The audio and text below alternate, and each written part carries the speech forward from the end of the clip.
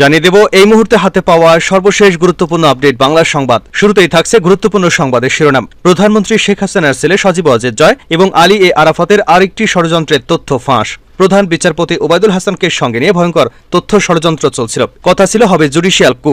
এই ষড়যন্ত্রের পেছনে ছিলেন ক্ষমতাচ্যুত প্রধানমন্ত্রী শেখ হাসিনার ছেলে সজীব ওয়াজেদ জয় ও সাবেক তথ্য প্রতিমন্ত্রী মোহাম্মদ এ আরাফাত। এই জুডিশিয়াল কুয়ের পরিকল্পনার তথ্য পেয়ে যান সেনাবাহিনীর গোয়েন্দারা। তাদের দেওয়া তথ্য পেয়ে ষড়যন্ত্র রুখে দিয়েছেন শিক্ষার্থীরা। প্রিয় দর্শক, আপনারা জানেন গতকাল শিক্ষার্থীরা হাইকোর্ট ঘেরাও করেন এবং প্রধান বিচারপতির পদত্যাগ দাবি করেন। এর পেছনের কি কারণ ছিল? এর পেছনে ছিল চাঞ্চল্যকর এক ঘটনা। জুডিশিয়াল কুয়ের মাধ্যমে অন্তর্বর্তী সরকারকে অবৈধ ঘোষণার একটা পায়তারা ছিল, যা ছাত্র জনতার আন্দোলনে রুখে দিতে সম্ভব হয়েছে। এ বিষয়ে গুরুত্বপূর্ণ একটি প্রতিবেদন হাতে এসেছে। প্রিয় দর্শক, আপনাদের জন্য পুরো প্রতিবেদনটি উপস্থাপন করছি, ভিডিওটি দেখতে থাকুন। এবারে জানাবো সজীব ওয়াজেদ জয়ের বারবার বক্তব্য পরিবর্তন কিসের লক্ষণ, জানালেন আলী রিয়াজ। গণঅভ্যুত্থানের মুখে পলাতক শেখ হাসিনার উপদেষ্টা সজীব ওয়াজেদ জয় 5ই আগস্ট থেকে যেসব কথাবার্তা বলছেন সেগুলোকে কেবলমাত্র একটা বড় ধরনের ধাক্কার প্রতিক্রিয়া, কিংবা কি বলবেন কি করবেন সে বিষয়ে অস্থিরতা প্রকাশ বলে মনে করবার কোনো কারণ নেই। এর পেছনে রয়েছে অনেকগুলো নীল নকশা, আর এই নীল নকশাগুলো ফাঁস করে দিয়েছেন যুক্তরাষ্ট্রের ইলিনয় স্টেট ডিপার্টমেন্টের রাজনীতি এবং সরকার বিভাগের ডিস্টিংগুইশড প্রফেসর আলী রিয়াজ। জানাবো নির্বাচনে অংশ নেবেন খালেদা জিয়া। শারীরিকভাবে সুস্থ হলে বিএনপি চেয়ারপারসন খালেদা জিয়া আগামী নির্বাচনে অংশ নেবেন বলে জানিয়েছেন দলের মহাসচিব মির্জা ফখরুল ইসলাম আলমগীর। এদিকে পিলখানা ছাত্র আন্দোলনে হত্যায় হাসিনার বিচার দাবি। 2009 সালে পিলখানায় 57 সেনা কর্মকর্তা হত্যা, 2013 সালের 5ই মে শাপলা চত্বর, 2021 সালের মার্চে হেফাজতে ইসলামের নেতাকর্মী এবং সর্বশেষ বৈষম্য বিরোধী ছাত্র আন্দোলনকে দমন করতে ছাত্র জনতাকে হত্যা করা হয়েছে। এজন্য সাবেক প্রধানমন্ত্রী শেখ হাসিনাকে ভারত থেকে এনে তার শাস্তির দাবি করেছে হেফাজতে ইসলাম বাংলাদেশ।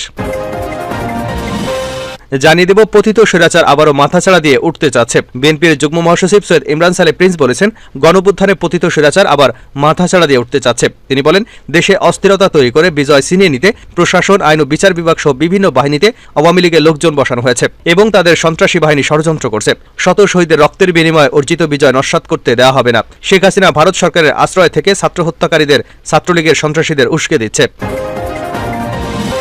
এবং সর্বশেষ জানাবো আওয়ামী লীগের দুষ্কৃতকারীরা এখন নব্য বিএনপি হতে চেষ্টা করছে। বিএনপির কেন্দ্রীয় ক্রীড়া বিষয়ক সম্পাদক ও ঢাকা মহানগর উত্তর বিএনপির সদস্য সচিব আমিনুল হক বলেছেন, স্বৈরাচার শেখ হাসিনার পতনের পর আওয়ামী লীগের কিছু দুষ্কৃতকারী নিজেদের রক্ষা করতে নব্য বিএনপি হতে চেষ্টা করছেন। দুর্নীতি, অনাচার, লুটপাট আর মানুষের উপর অত্যাচারকে আড়াল করতে তারা এ কৌশল বেছে নিয়েছেন বলে মন্তব্য করেন আমিনুল হক। এতক্ষণ শিরোনাম শুনছিলেন, এবার বিস্তারিত। প্রিয় দর্শক, আপনি যদি এই চ্যানেলে নতুন হয়ে থাকেন, ভিডিওটি দেখতে দেখতে চ্যানেলটি সাবস্ক্রাইব করে আমাদের সঙ্গে থাকুন।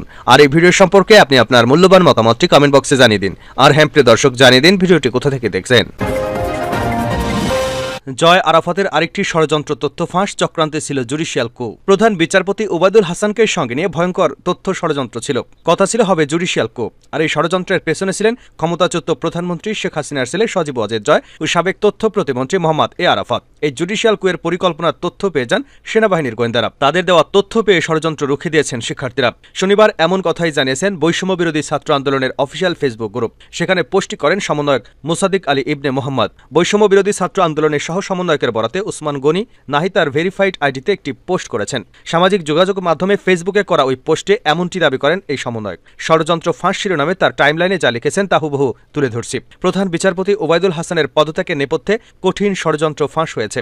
শেখ হাসিনাকে এক্স প্রধান বিচারপতি সিনহা যেভাবে অবৈধ ঘোষণা করতে চেয়েছিলেন, ঠিক তেমনি ষড়যন্ত্র করেছিল ওবায়দুল হাসান সহ কয়েকজন, যে রিপোর্ট এখনো মিডিয়ায় প্রকাশ করেনি। সজীব ওয়াজেদ জয় এতদিন আপনাদের সাথে আমি নেই, মা নেই বলে বলে হঠাৎ গতকাল রয়টার্সকে বলেছেন তার মা পদত্যাগ করেনি। এটি একটি পরিকল্পিত ঘোষণা ছিল, যা বোঝা গেছে আজ।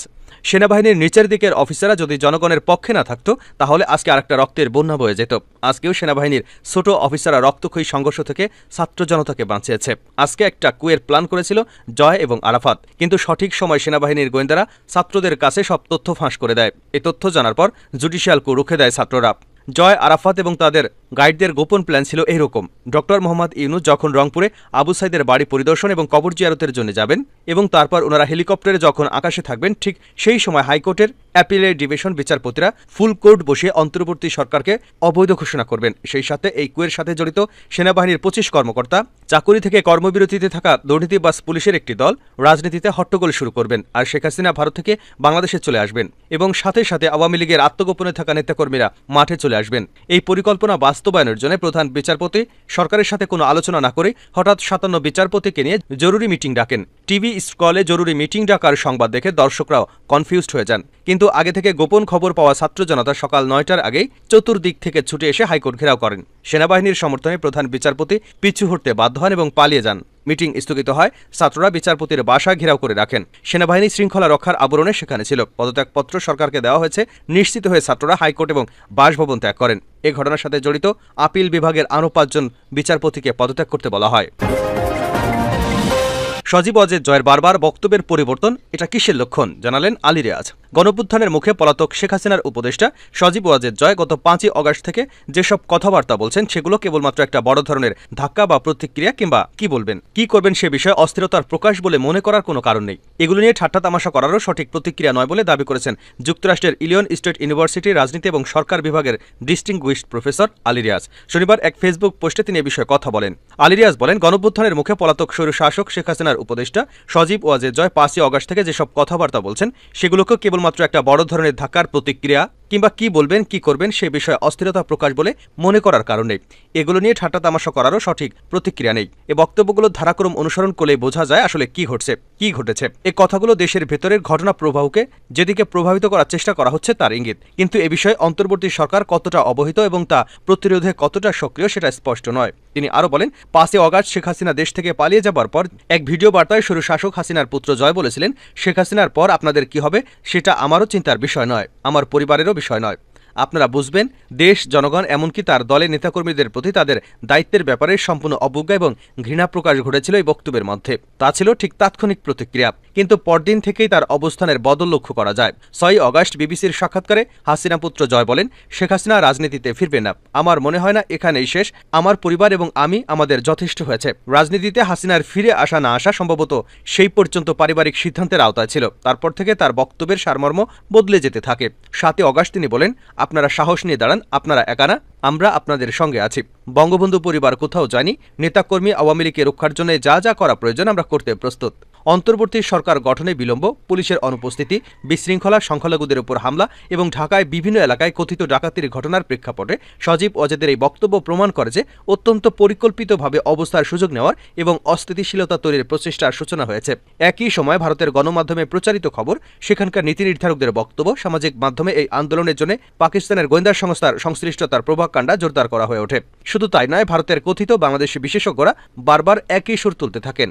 দেশের ভেতরে সম্পূর্ণভাবে ভেঙে ফেলা প্রশাসনিক কাঠামোকে দাঁড় করানো সম্ভব হয় না কেবল এই কারণে নয় যে তারা নিরাপত্তাহীনতায় ভুগছেন, বরঞ্চ এই কারণগুলোর ভেতরে আওয়ামী লীগের লোকজন চাইছিল না যে পরিস্থিতির উন্নতি ঘটুক। ইতিমধ্যে সরকার গঠন হয় এবং জয় টাইমস অফ ইন্ডিয়াকে বলেন তিনি রাজনীতিতে আসতে প্রস্তুত। শুক্রবার 9ই অগাস্ট তিনি রয়টার্সকে দেওয়া সাক্ষাৎকারে বলেন তার মা পদত্যাগ করেনি, ফলে সাংবিধানিকভাবে শেখ হাসিনাই প্রধানমন্ত্রী। শুধু তাই নয়, এই সাক্ষাৎকারে তিনি এও বলেছেন যে এ বিষয়ে আদালতকে চ্যালেঞ্জ করা যায়, বলার অপেক্ষা রাখে না যে তার এই বক্তব্য অন্তর্বর্তী সরকারের বৈধতাকে খোলামেলাভাবে চ্যালেঞ্জ করে আদালতে উল্লেখ সকলের মনোযোগ দাবি করে। প্রথমত, বাংলাদেশের উচ্চ আদালত যে শেখ হাসিনার হাতে গড়া এবং তার পুতুলদের দিয়ে তৈরি সেটা সকলেই জানেন। তদুপরি আদালতকে শিকদণ্ডি দাঁড় করিয়ে এজেন্ডা বাস্তবায়নের ইতিহাস কারো ভুলে যাওয়ার নেই। ত্রয়োদশ সংশোধনী বাতিল থেকে শুরু করে শেষ পর্যন্ত কোটা ব্যবস্থা বাতিল, সব বিষয়ে আদালত দেখানোর ঘটনা আছে। দ্বিতীয়ত, এটি হচ্ছে আওয়ামী লীগের আইনজীবী এবং সমর্থকদের প্রতি নির্দেশ কি করতে হবে। একই সময় আমরা জানতে পারি যে বাংলাদেশ ভারত সীমান্তের উপর নজর রাখতে ভারত সরকার কমিটি করেছে। আপাত দৃষ্টিতে তা সীমান্ত সংশ্লিষ্ট হলেও এর ভেতরে যে বার্তা তা কেবল সীমান্ত রক্ষার বিষয় নয়। আদালতের বিষয়ে জয়ের বক্তব্যের পর শনিবার আকস্মিক সুপ্রিম কোর্টের ফুল কোর্টে সভা ডাকে অশনি সংকেত। মনে রাখা দরকার যে কেবল যে আদালত সাবেক স্বৈরাচারী সরকারের নিয়োগকৃত নিয়ন্ত্রণে আছে তা নয়। রাষ্ট্রপতি শাহাবুদ্দিনকে শেখ হাসিনা এককভাবে নিয়োগ দিয়েছিলেন। তার আনুগত্য নিয়ে সংশয় থাকাই স্বাভাবিক। বাংলাদেশের সেনাবাহিনীর প্রধান ওয়াকরুজ্জামান সহ সেনাবাহিনীর শীর্ষ পর্যায়ের নেতৃত্বের ব্যাপারে প্রশ্ন তোলার কারণ আছে।